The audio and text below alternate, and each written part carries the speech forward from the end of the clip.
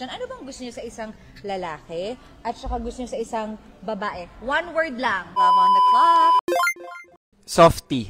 Pwede ba 2 words? Oh, sige, pwede 2 words. Emotionally intelligent. I love that. That's also one of my criteria. Ako sa akin, mapagmahal sa magulang. Mapagmahal sa magulang. Eh, paano kung wala na siyang magulang? Hindi mo na alam yung nangyari. Mapagmahal na lang. Love on the clock. Ako, honest lang. A leader? Smart. Smart. Si Victoria smart. Si Danny leader. May leader ba sa inyo? May smart ba sa inyo? Oh. Kasi emotionally intelligent tsaka smart pwede yan. Magkapatid yan eh. Oh, diba? Yeah. Ano ang gusto mo, Pupa? Honest. Honest. May honest ba sa inyo? Wala ata. Ay, wala. Ay, honest. Hindi kami marunong magsinungaling eh.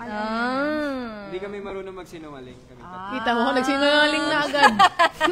Love on the clock. Ladies first, ano yung ayaw mo sa isang lalaki? One-liner lang. Shucks. Ayoko na... Wait lang, hirap naman nun. Marami akong ayaw eh. Love on the clock. Ayoko yung hindi nag-open up. Very closed off. Ayaw mo nang hindi expressive. Yes. Hirap naman. Ayoko ng liars. Ay, Kasi ayaw honest mo nang... mo. Oo nga, sinungaling. Tama naman, ayaw mo nang sinungaling. Hello. Love on the clock. Ayoko yung manipulative. Ganda ng sagot mo. Ako ayoko ng dilulu. Yung hindi totoo sa sarili. Sino bang delulu, tol? Wala naman dito.